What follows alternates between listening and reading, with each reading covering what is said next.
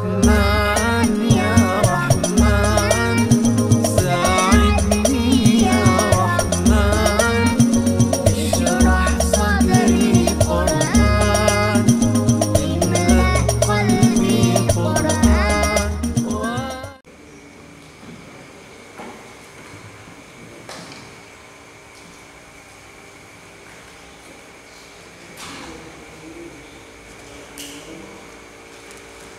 Assalamualaikum warahmatullahi wabarakatuh.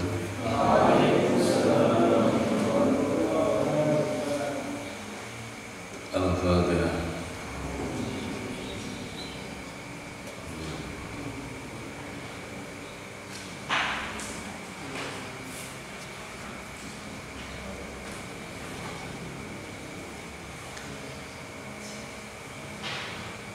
Alhamdulillah wa syukurillah wa la hawla wa la quwwata illa billah.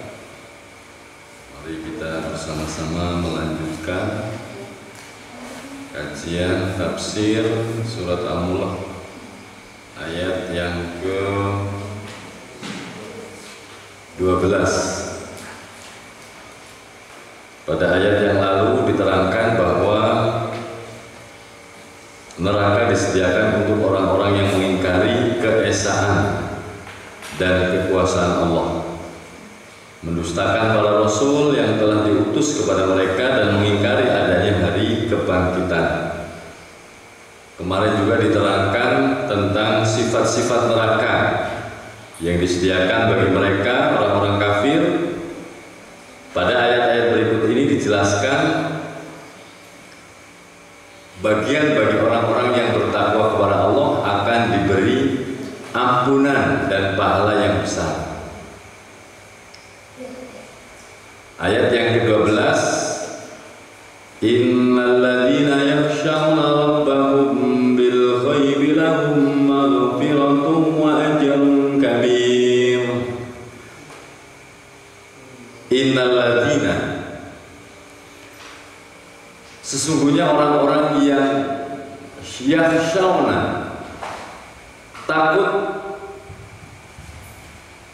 rabbahum, kepada Tuhannya, bil ghaibi,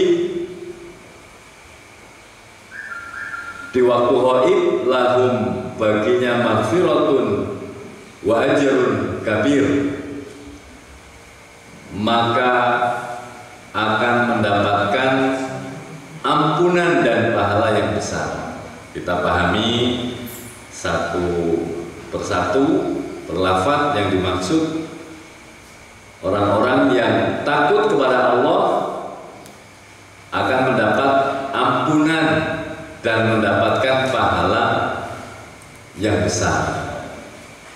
Yakhshawna, rasa takut ini menandakan orang-orang yang betul-betul bertakwa kepada Allah Subhanahu wa taala. Takut kepada Allah, maka dikatakan orang yang bertakwa. Jadi maksudnya ayat ini menerangkan tentang tanda-tanda orang yang bertakwa, yang tunduk dan takut patuh kepada Allah Subhanahu wa taala, dan yakin bahwa Allah mengetahui segala yang mereka lakukan, baik yang tampak maupun yang tersembunyi. Yakhshawna yang dimaksud rasa takut. Jadi rasa takut ini memotivasi untuk semangat beribadah kepada Allah Subhanahu wa taala. Rasa takut ini mampu menjadikan diri semangat mengerjakan fadhail, keutamaan-keutamaan ibadah. Rasa takut kepada Allah mampu memudahkan, menyemangatkan bagi orang itu untuk selalu menjadikan dirinya yang terbaik dalam rangka mencari ridho Allah Subhanahu wa taala. Ini contoh, ada salah satu hadis yang menyampaikan tentang sholat 2 rakaat sebelum subuh ataupun sholat fajar, maka pahalanya lebih baik dibanding dunia seisinya. Rakaatul fajri khairum minad dunya wa ma fiha. Nah, maka orang yang merasa takut kepada Allah, takutnya itu mampu memotivasi semangat diri untuk menjalankan fadha'il, keutamaan-keutamaan itu, sehingga sebelum subuh mereka bangun. Dia punya prinsip, jangan sampai saya tidak mengerjakan sholat fajar ataupun sholat qobliyatas subuhi, karena 2 rakaat pahalanya itu sangat banyak, lebih baik daripada dunia seisinya. Jadi yang dimaksud orang-orang yang takut kepada Allah, takutnya ini mampu memotivasi ataupun memberikan semangat kepada pribadinya untuk menjadikan dirinya lebih baik. Bil ghaib, nah ini bil ghaib ini ada yang memberikan makna, ulama memberikan makna tentang dia merasa takut di waktu orang lain tidak tahu, di waktu ghaib tidak ada yang tahu saja orang itu merasa takut, apalagi di waktu rame. Ini pandangan ulama pertama yang dimaksud lafaz bil ghaib. Tapi sebagian ulama lagi memberikan paham bil ghaib maksudnya adalah orang itu takut kepada Allah dengan janji-janjinya ataupun ancaman-ancamannya yang ghaib. Nah, seperti takut dengan yang namanya neraka. Kemarin baru diterangkan yang namanya neraka itu ketika dimasuki orang-orang kafir suaranya apa? Ngos-ngosan. Nah, dia takut bil ghaib, sehingga dengan takutnya itu maka orang itu akan selalu suka dan cinta dengan yang namanya ibadah. Jadi takut dengan yang ghaib, walaupun kita tidak bisa melihat Allah di dunia ini maksudnya, tapi kita yakin Allah melihat kita, dan ini kedudukan iman yang paling tinggi. Ingat, bil ghaibi, walaupun kita tidak bisa melihat Allah sekarang ini ataupun di dunia ini, tapi orang itu yakin sekali merasa diawasi dan dilihat Allah. Ini yang dimaksud dengan lafaz bil ghaib. Dan orang yang merasa seperti ini, kata malaikat Jibril, termasuk seseorang yang memiliki keimanan ataupun kedudukan yang tinggi. Ketika itu Jibril bertanya kepada Nabi besar Muhammad SAW dalam hadis Arba'in Nawawi, mungkin masih pada ingat, Jibril bertanya tentang apa yang dinamakan ihsan. Nabi menjawab, wa'bud rabbaka ka'annaka tarah fa illam tarah fa innahu yarah. Nah, yang artinya Jibril bertanya kepada Nabi, wahai Rasul, apa yang dinamakan ihsan? Ihsan itu kamu beribadah kepada Allah seakan-akan kamu melihat Allah, walaupun kamu tidak melihat Allah. Di dunia ini gak ada yang bisa, jangankan kita, Nabi Rasul saja gak bisa melihat Allah di dunia ini. Nabi Musa punya derajat taklimullah, Nabi Musa punya derajat bisa mendengarkan suara Allah, sehingga pernah Nabi Musa itu ngenyam, menawarkan diri kepada Allah, memohon izin untuk bisa melihat Allah, karena rindunya sering mendengarkan suaranya. Allah menjawab, kamu tidak akan pernah bisa melihat saya ya Musa. Lihat saja gunung yang paling besar. Ketika itu nanti akan saya suruh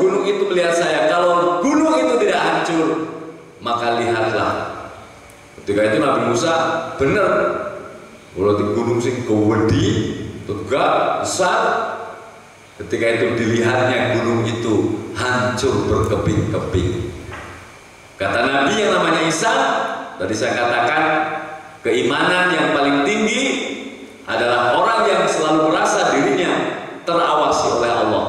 Seperti ungkapan Jibril kepada Nabi Muhammad. Nabi menjawab, wa'bud rabbaka.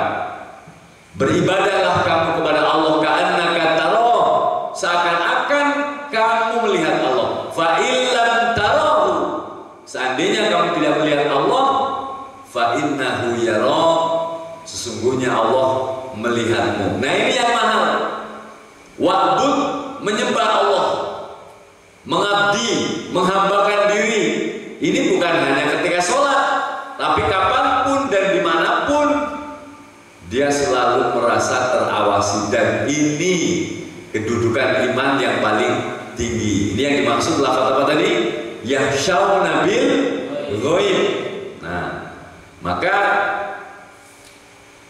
orang yang selalu merasa diawasi oleh Allah dimanapun dan kapanpun, lahu maghfiratun wa ajrun kabir. Dia akan mendapatkan maghfirah, ampunan, sekaligus bukan hanya ampunan, tapi ajrun, pahala kabir yang sangat besar. Oleh karena itu syarat dikatakan orang yang takut kepada Allah ataupun orang yang bertakwa, yang pertama, ini kira-kira ada nggak di pribadi kita? Kalau belum, berarti ya kita belum termasuk orang-orang yang bertakwa. Walaupun kita hobi membaca Al-Mulk setiap maghrib dengan suara perapatan dan tol sepertinya, nggak apa-apa. Yang penting yang mahal itu adalah niatnya. Nah, innalladzina yakhshawna rabbahum bil ghaib. Nah, yang pertama yang jelas, orang itu senantiasa takut kepada azab, walaupun azab itu merupakan sesuatu yang gaib. Namanya neraka tadi kan gaib, tapi dia merasa takut. Apa mending awakmu mesti diterangkan iki kae sing jenenge neraka. Pertama itu. Yang kedua, merasa takut akan kedatangan hari kiamat, karena mengingat malapetaka yang akan terjadi pada diri mereka seandainya mengingkari Allah. Ngerti dewe keterangan neraka, ya toh? Keterangan hari kiamat, idza zulzilatil ardu zil. Nah, itu tanda-tandanya toh. Dia merasa takut. Yang ketiga, yakin dan percaya bahwa Allah selalu mengawasi. Ini tadi ciri-ciri apa? Orang yang bertakwa ataupun yakhshawna rabbahum bil ghaib. Dalam hadis Nabi disebutkan, riwayat Imam Tirmidzi dan Nasai, nah Nabi Hurairah taqala Rasulullah sallallahu alaihi wasallam, la yalijun nar rajulun baka min khasyatillah. Tidak akan pernah masuk neraka seseorang yang menangis karena takut kepada Allah. Nah, ini hadis sahih. Makanya kok kowe tau nangis mbuh kuwi bengi, mbuh kuwi awan, tapi nangis krono takut kepada Allah. Nggak tahu karena mungkin kamu dengar cerita neraka, kamu merasa diri banyak dosa, atau kamu pernah mengaji tentang ngerinya hari kiamat, kamu teringat banyak dosa sehingga kamu menangis karena takut kepada Allah, maka kamu haram hukumnya masuk neraka. Ini dalilnya hadis Kanjeng Nabi.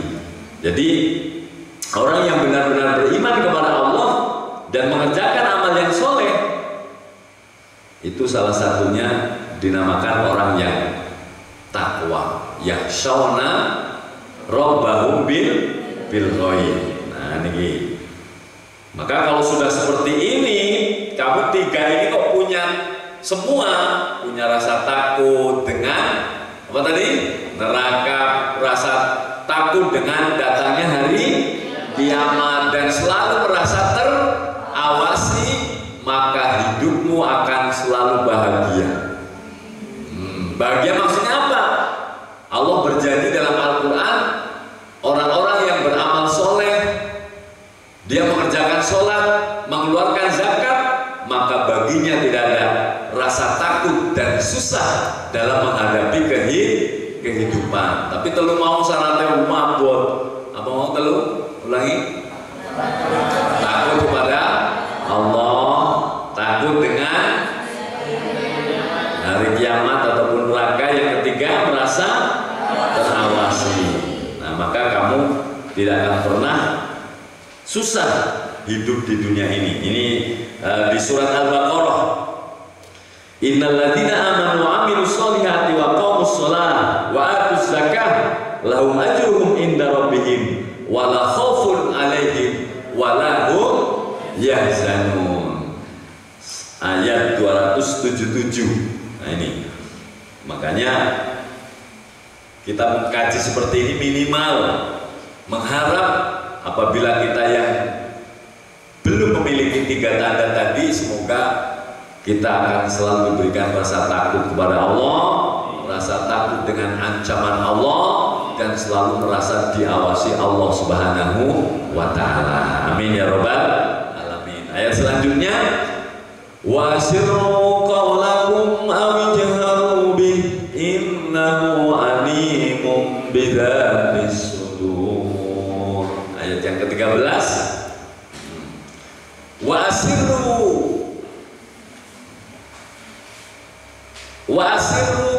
itu artinya rahasiakanlah qaulakum, ucapan.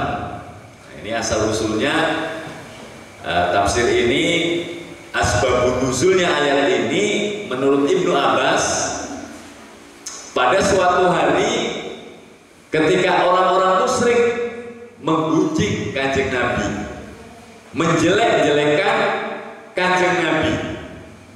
Jadi Kanjeng Nabi diomong elek, maka Allah menurunkan kepada beliau semua yang dibicarakan mereka. Lalu sebagian mereka berkata kepada sebagian yang lain, wong kafir, wong Quraisy ngrasani Kanjeng Nabi. Nah baru terus kancane ngomong, kowe aja seru-seru, boleh ngomong mbok Tuhane Kanjeng Nabi krungu. Iku boleh ngrasani ngono kuwi. Ujarnya Tuhane Kanjeng Nabi dipadane karo padha Tuhane dekne.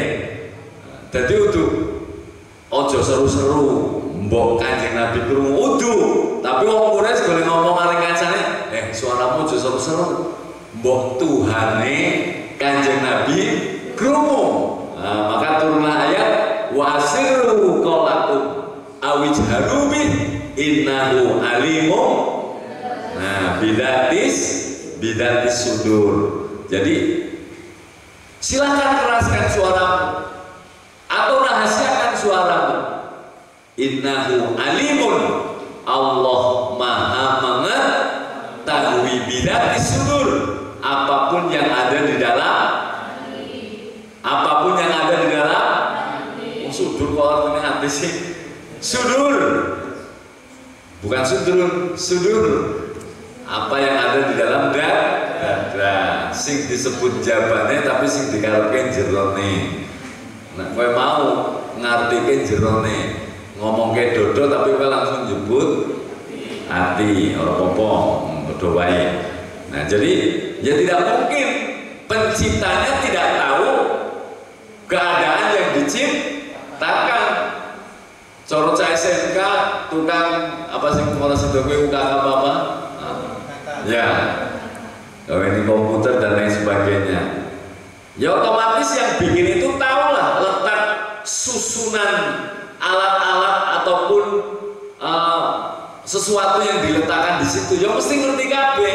Bagian iki, panggonane iki. Ya sama. Pencipta kita itu Allah. Gak mungkin Allah tidak tahu apa yang ada di dalam. Wasiru, walaupun dibisikkan. awis harubi atau dikeraskan, semuanya innahu alimum bidzis, Allah sangat-sangat tahu. Bahkan rahasia di atas rahasia Allah pun tahu. Apa itu rahasia di atas rahasia? Cita-citamu sing lalen gitu. Tertulis rahasia anu seneng Apple nganti kan lalen, berarti rahasia di atas rahasia. Allah pun tahu walaupun orang itu sudah tidak tahu atau tidak ingat, karena innahu alimum bidzis sudur. Nah, oleh karena itu ayat ini menjelaskan ataupun memberikan makna kepada pribadi kita semuanya.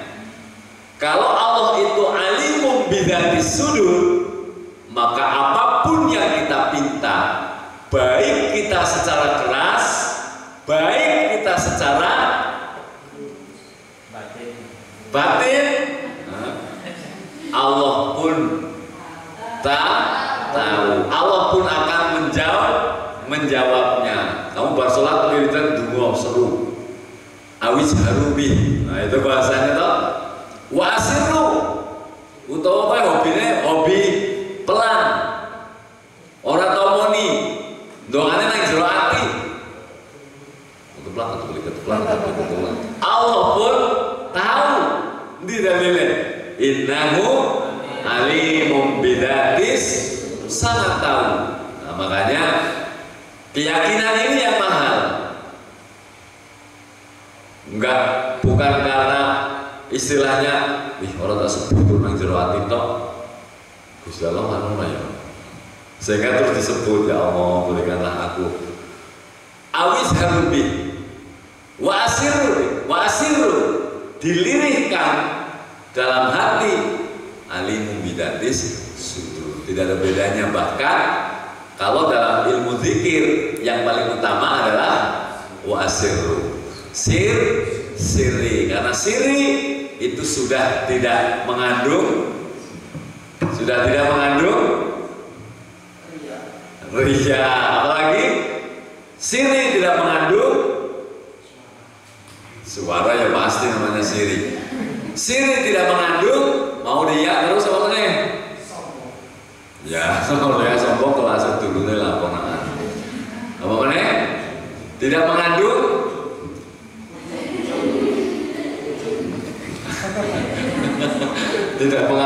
ujub, tidak mengandung nafsu, betul-betul mutlak. Sirri itu betul-betul lillahi ta'ala. Makanya torekoh ini judulnya ini torekoh itu sirri. Ada yang sirri namanya naksabandiyah.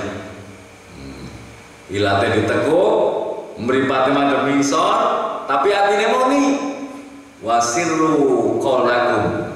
Nah, dingkluk karena naksabandiyah kae torekoh belajari wong ngarep mati.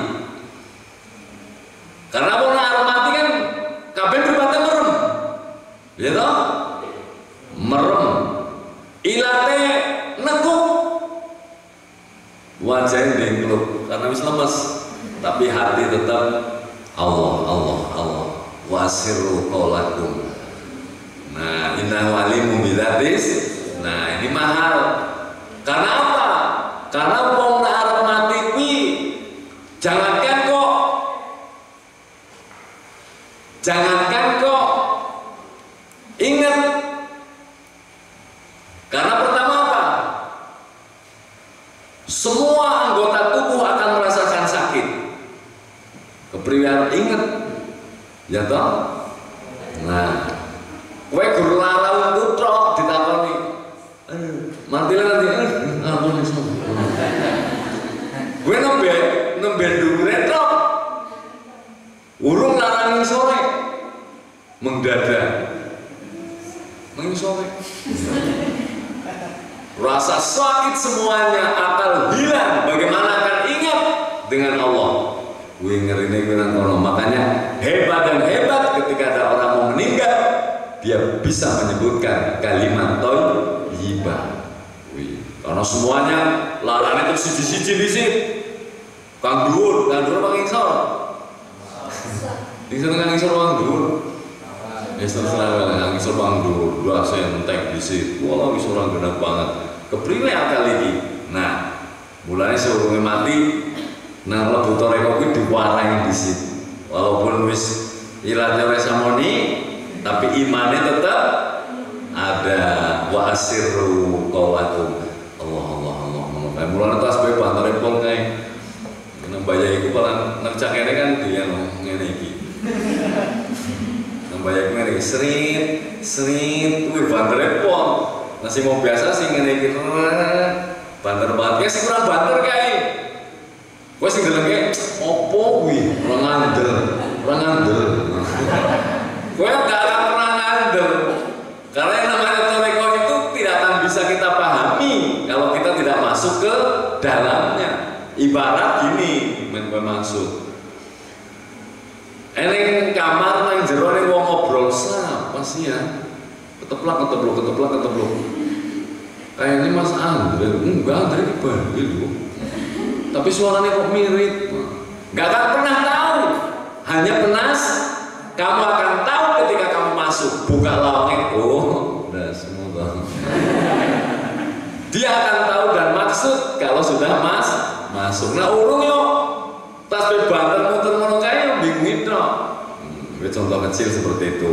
Wasirru qaulakum aw jarubi innahu alimun bidatis sudur. Nah, terus ayat yang selanjutnya, ala ya'lamu man khalaqa wa huwal latiful khabir. Ayat ke 14.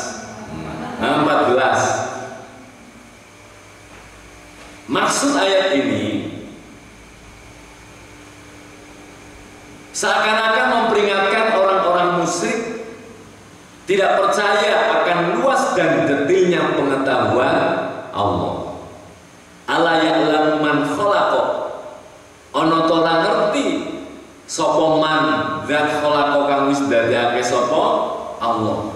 Wa huwal latiful khabir. Nah, jadi ayat ini menjelaskan ari wong-wong Quraisy kena sing ngrasani ujare Gusti Allah kuwi ora ngerti secara detail. Mulane wis awakmu aja suruh-suruh boleh ngomong mbok. Tuhane Kanjeng Nabi kerungu. Ala ya'lamu man khalaq. Ya ora mungkin. Wong Gusti Allah sing gawe, Allah punya sifat Al-Latif. Ngerti Al-Latif ora? Latif artinya apa ngono? Yang halus, yang lembut. Nah, maksudnya Allah punya sifat Al-Latif yang lembut itu mengetahui sesuatu yang lembut dan bertanggung jawab untuk menghidupkan, mengoperasionalkan yang lembut-lembut. Contoh, Gusti Allah ngerti sing lembut, paling lembut sing kowe ngerti apa jejer? Corona. Ya wis corona virus. Allah tahu kebutuhan virus kuwi panganane apa? Kebutuhannya selain makanan itu apa? Matine jam piro? Kuwi. Itu Al-Latif sing lembut-lembut. Lalor cilik, tengu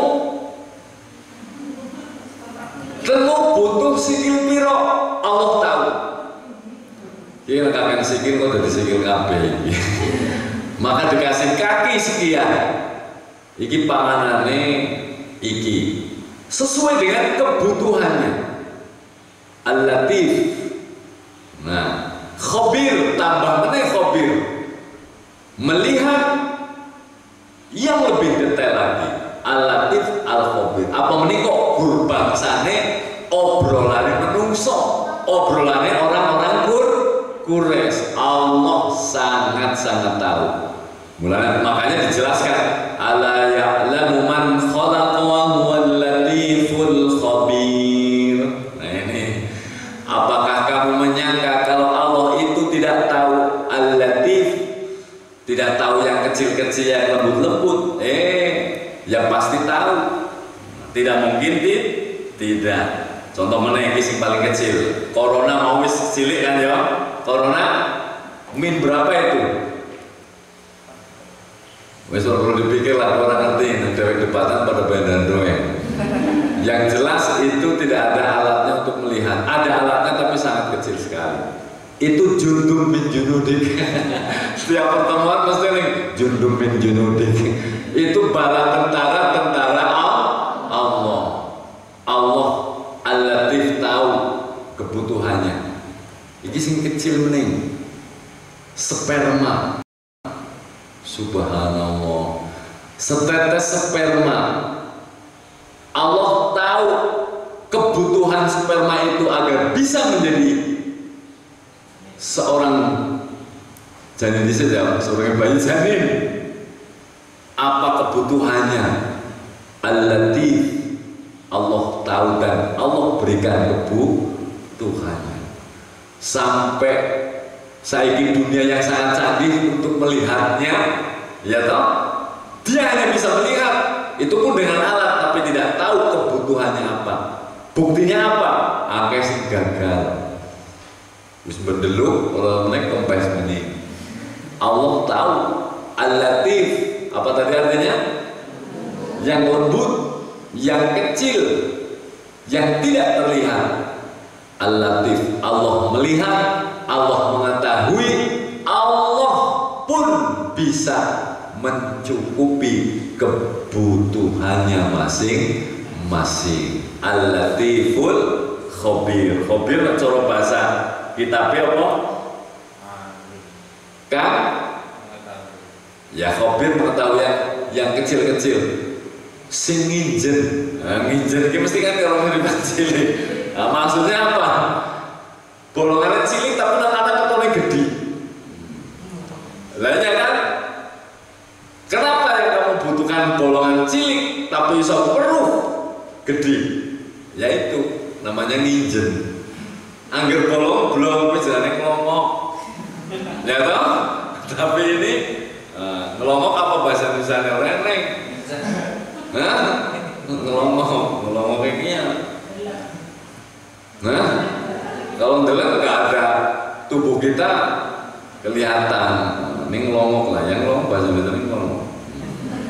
Nah ini, jadi tadi makna daripada latif. Seandainya orang-orang kafir mau menggunakan akalnya, tentu ia akan berpendapat bahwa yang menciptakan seluruh alam ini, termasuk di dalamnya bumi dengan segala isinya, adalah Allah. Pasti Allah akan tahu man khalaq. Nah ya wong sing kitane bumi dan isinya ya pasti, tapi orang-orang musyrik tidak menggunakan akalnya. Ujare Gusti Allah ngerti sing keton-keton tok, padahal wahwal latiful khabir. Nah ini selanjutnya ayat yang ke-15.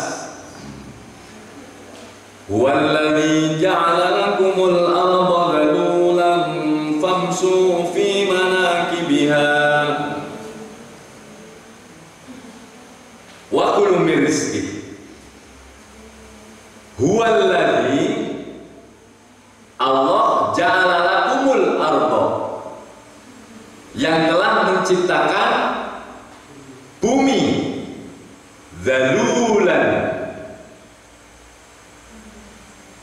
Jina itu lulut itu manut itu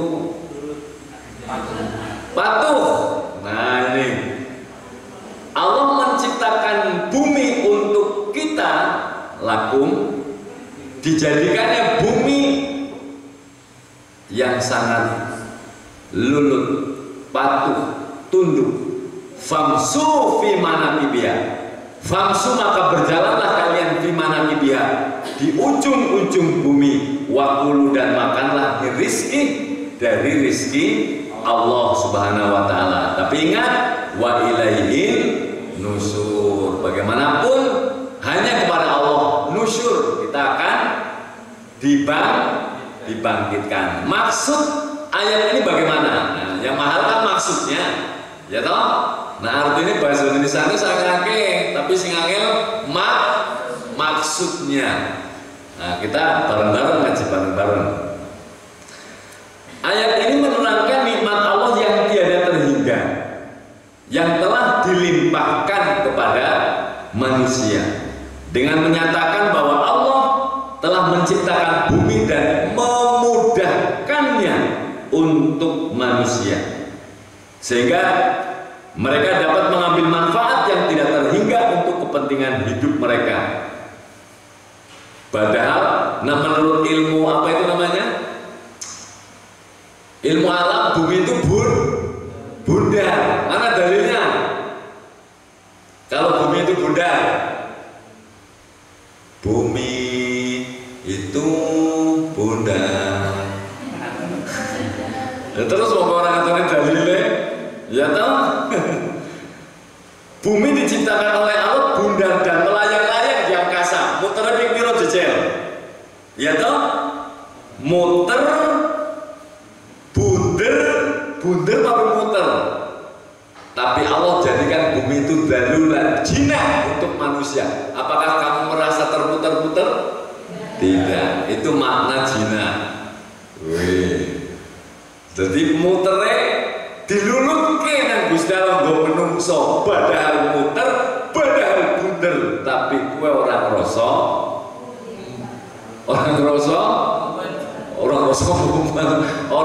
muter.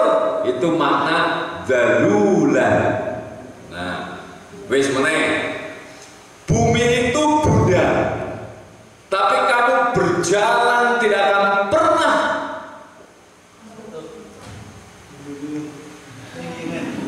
terserah, tidak akan pernah gelundung dan tidak akan pernah melihat bumi itu bundar. Di mana-mana rata. Bahkan hadis banyak yang menjelaskan minal masyriq ilal maghrib, ya toh? Rata itu maknanya, dari arah timur sampai arah barat, berarti rata. Wih, itu dalulan. Allah lulutkan, Allah jinakkan. Kurang kepriwe Gusti Allah coba. Walladzi ja'ala lakumul arda dalulan, maka Allah perintahkan famsu. Nah, berjalanlah kamu. Jadi ketika kita melihat seperti ini baru sadar, iya bundar tapi dipalani orang tau ketemu runi. Dalulan. Nah, minimal ngasih gue maksud baru kan dalulan mesti kelingan lah. Masa orang kelingan. Kalau sudah dilulutkan pasti kita akan enak. Opo wae nek wis lulut, sing diluluti mesti kepenak. Buat pernah sing ngalih, wis iki contohnya sapi. Jangankan sapi, siapa sing gelem dicekel susune? Sapi perah cekel susune, wis jinak. Nah apa kok pada nangis? Karena wis jinak. Jajan kowe cekel sapi sing urung jinak cekel susune, ya wis. Ora kudu kepat to, uyuwi kowe. Makanya ini contoh lain. Jadi kalau sesuatu yang sudah dalulan Allah lulutkan, semuanya akan bisa diambil kemanfaatannya. Salah satunya adalah bumi, tanah sudah dilulutkan, kamu tanemin apapun menjadi tumbuhan yang ya subur lah, langsung ada yang besar. Ya apa subur terus besar. Nah ya, itu dalulan. Jadi mana dalulan? Artinya apa tadi? Dijinakkan. Makanya bunder tapi orang kroso bunder, muter tapi dewi orang kroso muter. Bumi berputar apa tidak? Berputar pada porosnya. Kayak ujung-ujung kowe jago wae, ayang-ayangnya jujuk pindah dewek. Kowe kroso apa ora? Ora kroso. zalulan Gusti Allah subhanahu. Cara kowe kroso wis kritik kabeh rambute. Tiap dina muter atau mandek, ya kan? Jangankan itu, gurane ngelindu setitik wis subhanallah. Jadi kalau dipikir nikmatnya Allah itu luar biasa. Bumi saja dijinakan. Apa malah bar sapi sing dijinakan apa malah dijel? Iki masalah sing dijegal susune iki lho. Sapi perah dijinakan, ya seperti itulah. Nah makanya Allah jinakkan bumi itu untuk manusia agar bisa diambil manfaatnya. Allah suruh manusia famsu fi manakibiha. Nah, famsu berjalanlah kamu fi manakibiha. Ada yang mengartikan manakib itu ujung, mulanya pundak kan ujung paling luhur. Manakib ujung-ujung bumi, lorong-lorong. Kamu jalan terus, gak akan kamu temukan bumi itu bundar, ya toh? Nah ujung-ujung bius lurus terus. Artinya apa? Ada makna lain. Famsu, tanamilah, manfaatkanlah, jadikanlah, berkaryalah. Ini famsu maknanya. Berjalanlah kamu di atas bumi karena bumi sudah dilulutkan. Berdikari, berkarya. Pokoknya bahasa sing apik. Kolaborasi, berkolaborasi, berkreasi, inovasi, produksi. Ya. Kalau memang corona ini kok menjadikan ratusan orang mati, kita jadikan lockdown 1 tahun, kita ganti dengan 1000 kelahiran. Jadi nanti ya namanya lockdown dampak 14 hari nggak metu ya puputan bening. Nah makanya kembali lagi apa tadi? Famsu manakibiha, berdikari, berkarya. Kalau kamu butuh masker, bikin sendiri, tidak tergantung orang lain. Kamu butuh apa lagi? Berdikari itu namanya. Orang mengandalkan orang lain. Famsu fi manakibiha, karena Allah sudah menjinakkan dunia dengan manusia. Allah suruh. Nah makanya orang itu harus punya salah satu apa namanya itu ya, bakat, apa mending jati diri, apa mending skill, alergi, oh talenta, keahlian, profesi, apa mending, oh ini. Nah jadi harus bisa mandiri. Jangan bergantung kepada orang lain. Famsu fi manakibiha. Baru terus wakulu mir rizki. Kalau kamu sudah berkarya, sudah bekerja, sudah berusaha, sudah ikhtiar, sudah berjalan fi manakibiha, di ujung-ujung bumi dengan segala macam keahliannya, segala macam kemampuannya, manakib. Wakulu nikmatilah, wakulu mangano sopo sirohe menungso min rizki, dari sebagian rizkine Gusti Allah. Kulu mangano, tapi kulu itu artinya dalam Quran ragu mangan tok. Nikmati, gunakan, apa meneh kulu meneng. Jadi kulu itu maknanya orang bermangan tok, tapi kalau dalam bahasa Quran gunakan, nikmati, manfaatkan. Ada hadis Nabi, wa intibna lakum minhunna nafsan fakulu. Kalau istrimu rela memberikan mas kawin kepadamu, maka kulu, masa makanlah, kan gak mungkin mau awet mas campuran mau dipangan. Kulu, manfaatkan, gunakan. Nah kayak ngono gue maksudnya. Makanya Allah menyuruh kepada kita, kulu, apa mau?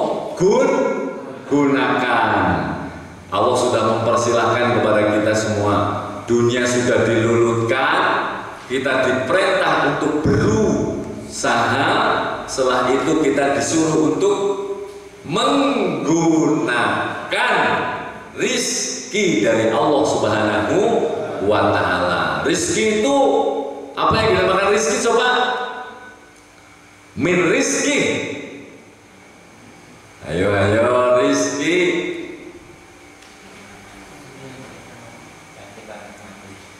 Ya, satu yang kita nikmati masuk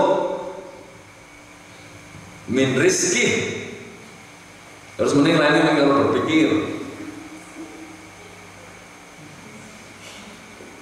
Rizki itu satu, sesuatu yang kita bisa memanfaatkan, itu rizki.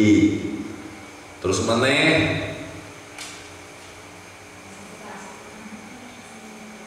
sesuatu yang menjadikan kita lebih baik, itu rizki. Rizki itu ada tiga. Rizki sesuatu. Nah, kowe kan mikirnya rizki sing dipangan tok toh? Iya toh? Ya wis, nomor siji rizki sing dipangan. Mlebu nang weteng.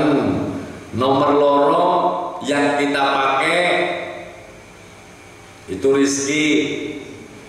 Nah, yang terakhir yang nomor tiga tadi yang kita nikmati. Ulangi mana? Kulu mir rizki. Rizki itu sesuatu yang bisa kita jadikan kemanfaatan atau yang bisa menjadikan kita lebih baik. Rizki ada tiga, yang dimakan, yang dipakai, yang dinikmati. Kata ulama lagi, rizki itu ada tiga. Mau sing tiga mau aja kelalen. Apa mau jejer? Dimakan, pakai, dinikmati. Ulama lagi menjawab, rizki itu ada tiga, dibagi tiga. Rizki kecil, rizki besar, rizki sampurna. Rizki kecil itu apa? Sesuatu yang tidak abadi. Itu dikatakan rizki yang kecil. Apa yang tidak abadi? Dunia. Kadang-kadang berduit, kadang-kadang orang. Jabatan itu juga rizki, tapi kecil. Karena kadang-kadang jabat, kadang-kadang orang. Istri itu juga rizki, kecil atau besar? Kecil, karena tidak abadi. Apa mana? Dunia, jabatan,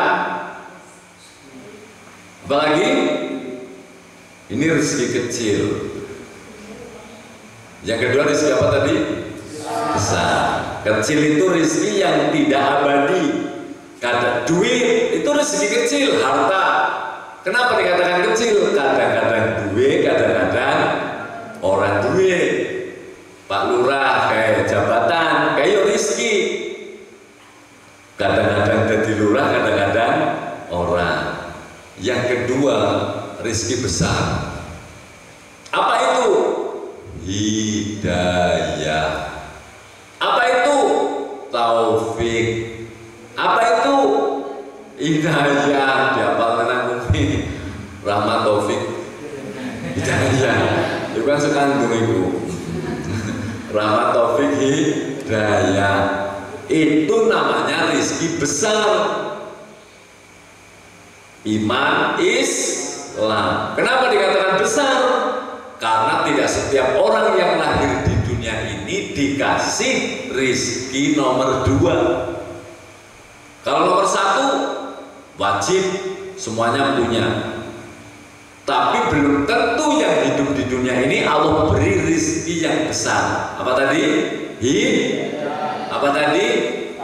Taufik. Apa tadi? Makanya dikatakan rezeki besar. Gue besar kalau kecil milih di Sempurna udah diterangke kok. Nah, yang ketiga rizki yang sempurna kata ulama. Apa itu? Rizki yang sempurna adalah surgane Allah.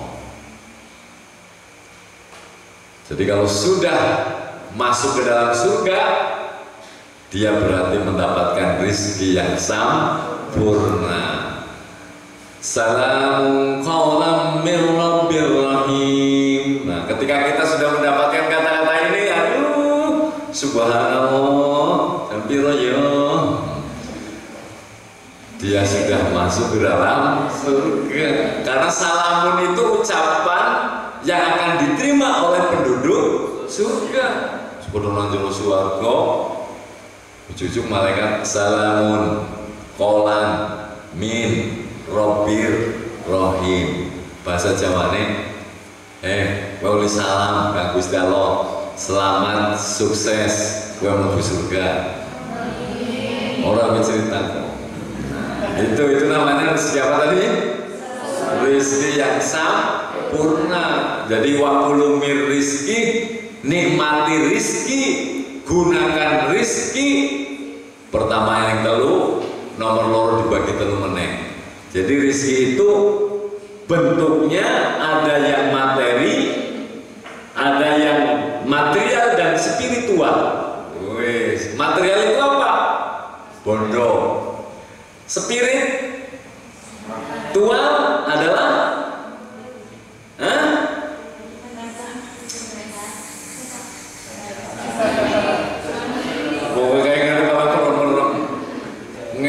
spiritual adalah rohani.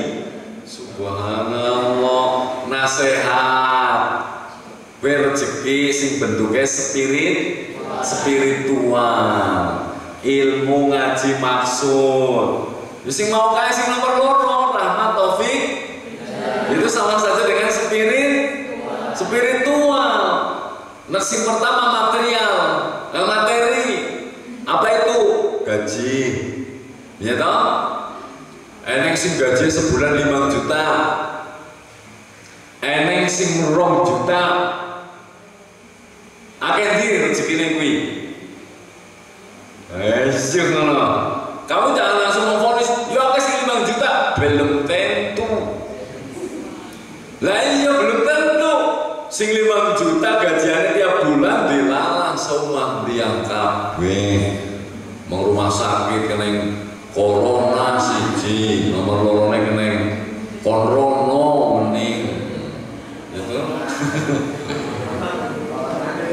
Entek duite, sing 2 juta orang beli yang babar belas nyambele godong mundur, ya toh, bakarnya budin.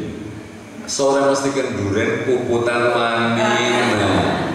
2 juta tapi dia lebih merasakan kemanfaatan. Tadi sesuai yang namanya rezeki, sesuatu yang bisa kita jadikan materialnya sedikit tapi spiritualnya dia banyak. Maka jangan divonis harta itu menjadi jaminan rezeki yang besar. Mau harta mau nomor siji dong, bukan nomor siji, rezeki yang kecil. Nah, kowe kecil kalau besar milih sing ndi? Nah, Mas Ripin mau ngomong sing sempurna, milih sempurna. Kecil dengan besar sa SD bisa milih, mesti jaluk sing gede. Kowe uripnya minimalis bondone, tapi agamane kuat, berarti kamu lebih banyak mendapatkan rezeki yang besar, ya toh? Ya toh? Lah iya. Kowe haji, kowe umroh bola-bali, tapi kowe dunyane biasa banget, berarti kowe rezeki yang banyak diterima. Rezeki yang apa ini? Rezeki besar. Mulane kowe ngesuk sulit bocor lanang kok melarat, ora masalah, sing penting spirituale kuat. Wedok itu ora terima guyu-guyu tok. Ya ora ya kudu sugih. Aduh, wedok nanya Sugih itu jaminan kebahagiaan. Seperti spiritual yang tadi, karena rezeki kan mau nih sing materi apa namanya? Ya materi dan spiritual di sini sangat genah sekali. Makanya ada yang pasif, ada yang aktif. Lawannya toh rezeki yang aktif, ya makanya sing genah-genah kae. Sing pasif orang keton tapi bisa dirasakan sehat, kuwi.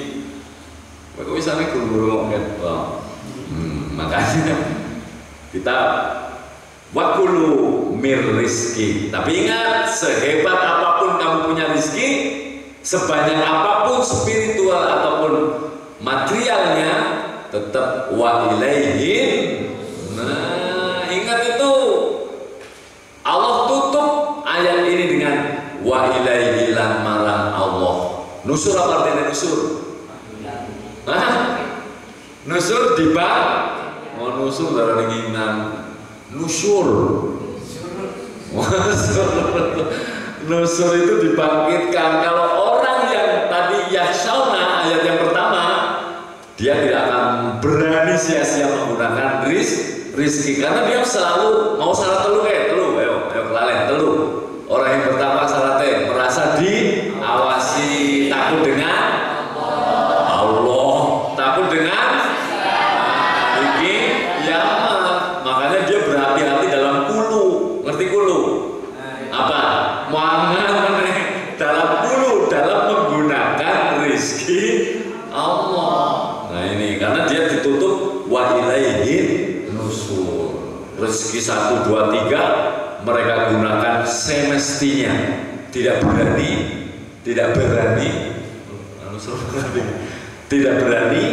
macam-macam, karena dia tahu nanti akan dibangkitkan bertemu dan bersama Allah Subhanahu wa Ta'ala. Nah ini makanya alhamdulillah kalau kita semuanya bisa meyakini tentang rizki datang dari Allah, maka kita tidak akan pernah khaufun, tidak pernah merasa takut, yahzanun, tidak pernah karena kamu masuk kategori yahsyauna rabbahum. Jadi ojo khawatir masalah rizki, karena rizki itu sudah diatur, sudah disediakan, sudah dicatat, sudah ditulis, misalnya mirip-mirip ya. Nah makanya kalau santri itu tawakalnya yang kuat biasanya. Ini ada salah satu hadis diriwayatkan Ahmad Umar bin Khattab mendengarkan dari Kanjeng Nabi kayak gini. Coba kamu bisa mengartikan atau tidak? Lau annakum tatawakkaluna 'ala Allahi haqqa tawakkuli. Lau annakum tatawakkaluna 'ala Allah haqqa tawakkuli. Di sing ngelir boyo kan ngerti iki. La razaqakum kama yarzuqut thair tahdu himason wa taruhu bitonan. Nah, hadis. Nah, kowe iso tawakal tenanan nang Gusti Allah hakko tawakkuli. Apa yang dinamakan tawakal? Pasrah 60. Menyerahkan mengingsor pun paling 40. Terus benar-benar mau akan pilihan. Tawakal itu adalah pasrah yang diawali dengan ikhtiar. Itu namanya tawakal. Nah orang yang ikhtiar justru pasrahnya wis. Waya urip ya urip, mati ya mati. Itu bukan tawakal. Aku yakin kalau Gusti Allah cerewon ini wingi pada suka kayak. Pokoknya aku yakin Allah pasti menolong saya. Tidak ada ikhtiar, bukan tawakal. Tawakal diawali ikhtiar. Wis ikhtiar mantep terus pasrah. Tawakal. Nah, kowe kok iso kaya ngono? Allah berjanji lewat nabinya, la razaqakum kama yarzuqut thair. kamu akan diberi rizki seperti Allah memberi rizki manuk. Ngerti manuk gak? Manuk, ya kan? Manuk itu tawakalnya luar biasa. Tahdu hisoman wataruhu bitonan, mangkat isuk ngelih bali warung. Apa ini manuk sing duwe rasa was-was bali gabah di sungai ki nggo bulan ngarep ning lockdown.